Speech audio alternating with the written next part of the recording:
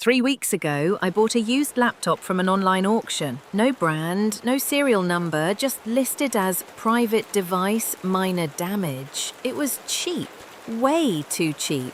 I thought I got lucky. I didn't. When I turned it on, the screen flickered. Not just like an old screen, but like something was struggling to come through. The desktop was completely black except for one folder. No name, just a blank black icon. I clicked it, thinking it might be leftover junk from the previous owner. Inside, there were dozens of short video files. Each was only a few seconds long. No titles, no sound, just raw footage of people sleeping. Different faces, different rooms. Some were recorded through slightly open doors, some from windows, and some from right beside the bed. I was creeped out, but assumed it was some kind of twisted prank. I almost closed the folder until I saw the last video. It was darker than the others, almost pitch black, but I recognized the room instantly. It was mine. Same bed, same posters on the wall, same crack in the ceiling. The clip lasted only 8 seconds, just me sleeping. But in the final second, the camera moved slightly, like someone holding it had shifted their weight. I live alone. My name's Emily, I'm 29, I work as a freelance editor, mostly late nights. I don't mind the silence, I actually prefer it. No roommates, no pets, no boyfriend. I've lived alone for 4 years now, and I've always liked knowing that everything in this place is exactly where I left it. My apartment's nothing special, it's tucked into the second floor of a creaky old building on the edge of the city, the kind of place with peeling wallpaper, doors that don't quite shut, and a stairwell that sounds like it complains with every step. But it's mine, and it felt safe, until that night. After I found those videos, I didn't sleep. I watched them all, trying to make sense of it.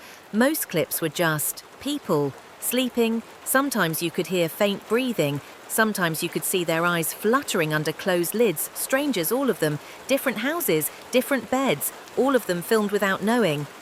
And then I saw myself, curled up in bed, wearing the same shirt I had worn a few nights ago, same pillow, same scratch on the nightstand. But what scared me most wasn't the footage itself, it was the angle. It was taken from the corner of my room, the far corner, the one behind the closet. I searched the entire apartment, nothing, no signs of a break-in, the front door was locked, windows too. I told myself, maybe it was old footage, maybe I'd left my webcam on years ago, but the clip was dated just 3 nights before, and my webcam? It's cracked, hasn't worked since 2022. Just before I shut the laptop that night, I saw something. The little green light next to the camera flashed, just for a second, a blink, and when I opened the laptop the next morning, the folder was gone.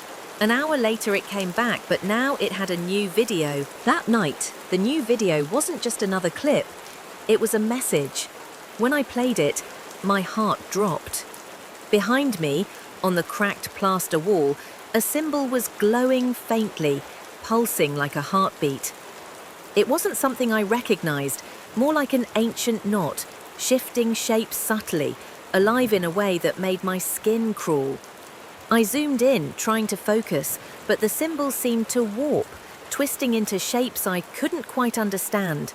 I had no idea what it meant, but it felt important, like the laptop wasn't just recording me, it was trying to communicate, to warn me, or maybe to trap me. After I shut the laptop, the apartment felt different. The silence felt heavier, the shadows deeper. My clock, the one on the wall, spun backwards for nearly 10 minutes straight, the hands moving counterclockwise, like time was rewinding itself around me. My phone started glitching too. The date on the screen changed, sometimes flashing a day from 5 years ago, sometimes a month from the future. I kept unlocking it, thinking it was a software bug, but it kept happening, like reality itself was fracturing. I looked into the mirror in my hallway and froze. For a brief moment, I caught a flicker, the reflection of someone standing just behind me. Not me, a shadowy figure, blurred and shifting. But when I spun around, there was nothing there, just the empty, silent apartment. Panic set in. Was I losing my mind, or was this laptop doing something? I started searching online for any clue about its origin. The auction was anonymous, but deep in a forgotten forum, I found a thread discussing the previous owner, a man who vanished without a trace, leaving behind cryptic messages about the Watcher and that same knot-shaped symbol. His last post was chilling. It's not just a device, it's a gateway. Don't trust what it shows you. It watches, it waits, it reaches beyond the screen. I reread his words again and again, feeling the weight of what I was dealing with. This wasn't a broken laptop or a glitch in the matrix. It was alive, sentient, and it was hunting me. I felt trapped in a cage I couldn't see, watched by something I couldn't name. The fear was suffocating, but beneath it was a growing fire. If this thing wanted to play a game, I was going to fight. I didn't know the rules, I didn't know the stakes, but I refused to vanish without a trace like the last owner. That night, I stayed awake, eyes glued to the laptop screen. Every time I thought I could rest, the symbol flickered back, twisting and turning, daring me to look closer. And in the shadows of my room, I started hearing whispers, soft, barely audible, but unmistakably there. I whispered back. The symbol wasn't confined to the videos anymore. It began to manifest everywhere. On my bathroom mirror, where it appeared, smeared like a shadow that refused to wash away. On the peeling wallpaper in my bedroom, faintly etched like a warning I couldn't ignore. Even on my phone screen when I checked the time, glowing softly before vanishing the moment I looked away. The whispers returned, louder now. They weren't words, more like breaths, sighs, barely audible, as if someone was standing just beyond the edge of hearing, watching me, waiting. Nighttime became unbearable. Every time I closed my eyes, the symbol twisted and writhed behind my eyelids. Shadows flickered in every corner of the room, taunting me. Sleep escaped me, replaced by a growing panic that gripped my chest tighter with each passing hour. I tried to fight back. I unplugged the laptop and hid it in the closet. I even smashed its screen with a hammer, desperate to stop whatever was happening. But the next morning, it was there again, powered on, the symbol glowing softly on the keyboard like a heartbeat. And then the message appeared, clear, cold, and impossible to ignore. Don't run. Fear clawed at me. It felt alive, like this presence knew me, was watching me, playing a game I didn't understand. I wanted to leave, to escape this nightmare. But deep down, I knew running wasn't an option. This wasn't just a haunting or a glitch. It was something far older, something patient and relentless. So I sat down, hands trembling, opened the laptop and typed, "Who are you? What do you want?" The cursor blinked. The room held its breath. And then, I waited. I didn't expect any response. The laptop had been silent for days, apart from the eerie symbols and strange noises. But then, late one night, as the rain tapped softly against my window, the screen flickered. A message appeared. Clear, chilling, glowing white in the dark. "I see you." My heart stopped. I stared at those words, trying to make sense of them. Was it a threat? A warning? Or something else? Almost immediately, the apartment reacted. The lights flickered violently, casting long, shifting shadows across the walls. The air grew cold, heavy with an unseen presence. I felt a brush against my arm, like a cold hand sliding past. Then the front door slammed shut with a thunderous bang. I was frozen, unable to move, the pounding of my heart drowning out every other sound. It wasn't just a haunting anymore. It was something alive, watching, waiting. That night, sleep was a stranger. My dreams were invaded by visions, flashes of a man's terrified face, the previous owner, I realized. I saw his desperate attempts to escape, his screams muted by darkness, and finally, his disappearance into an abyss I couldn't comprehend. I woke up drenched in sweat, the cold symbol burned behind my closed eyelids. It was a warning, a message, a fate I was desperate to avoid. But fear turned into resolve. I wasn't going to be another lost soul, swallowed by this nightmare. I scoured old texts and dusty online forums, searching for any clue about the symbol.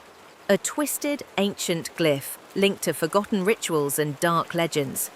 It wasn't just a curse or a glitch. It was a gateway. And I had stepped through it, whether I wanted to or not. The question was no longer if I could escape, it was how. And whether I was strong enough to survive what was coming next. I asked, "Who are you?" The screen stayed black for a while, just the blinking cursor, like it was thinking or watching. Then symbols started to appear. Not words, glyphs. Twisting, ancient, unnatural. They moved like they were alive, rearranging, morphing, burning into my brain. Slowly, they formed a phrase. "I remember you." I blinked. My throat was dry. What did that mean? Then, without warning, the laptop speakers crackled to life and I heard it, a voice, not robotic, not synthetic, human, calm, low, deep. "You called me once, do you remember?" My blood ran cold. Then the voice said my name, my full name, the one I never used online, never told anyone connected to this. I backed away from the laptop, but I couldn't escape it. The screen began to pulse, like it had a heartbeat. I couldn't look away, my vision blurred. The room started to twist, my walls melted like wax. The furniture bent in impossible angles. I wasn't in my apartment anymore, I was somewhere else. A burned house. The air was thick with smoke and ash, the walls charred black. The ceiling cracked and collapsing. In the center of the room, a scorched chair, still smouldering, and someone was sitting in it, a figure, motionless, a body. The skin was grey and flaking, like burned paper. But it was the symbol I saw beneath the chair, glowing faintly, carved into the wood, that truly froze my blood. It was the same one I'd seen for weeks. I tried to scream, but no sound came. The figure raised its head. It had no face, just a smooth black void where eyes should have been, where a mouth should be. But I heard it anyway, not through sound, but inside my head. "You brought me here."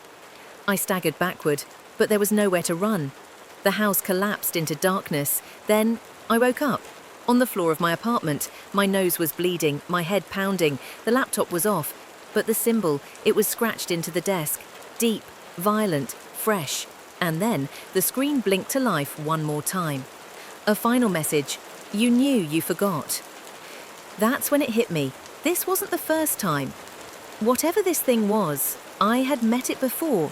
I didn't sleep that night. After I woke up on the floor, my head pounding, my nose bleeding, I couldn't bring myself to move for a long time. I just sat there, back against the wall, staring at the desk across the room. The symbol was still there, scratched deep into the wood, mocking me with its stillness. The laptop screen kept flickering on and off like it was trying to breathe. Something inside me shifted. I needed answers. I grabbed my phone and tried to search the symbol again. At first, nothing helpful, just creepypasta reposts, Reddit threads full of jokes, vague references to ancient cults and rituals.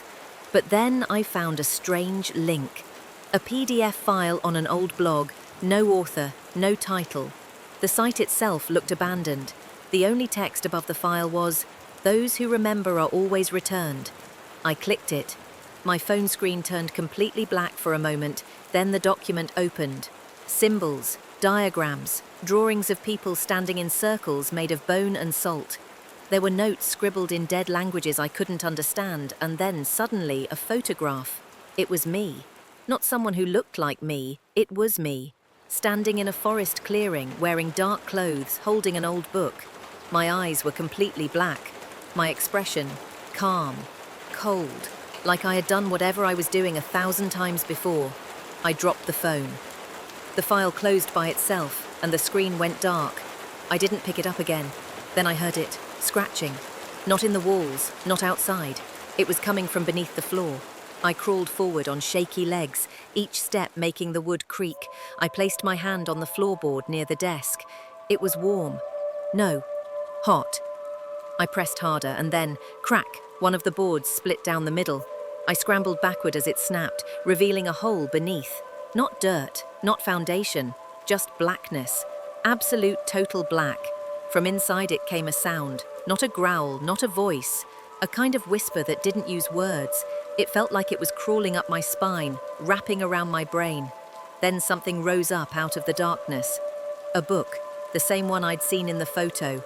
Burnt edges, worn leather, and the symbol carved deep into the cover. I reached out, almost without meaning to, and took it. Inside the cover was one sentence, handwritten. "You wrote this." The pages turned on their own. Symbols, instructions, names I didn't recognize, until I saw something familiar.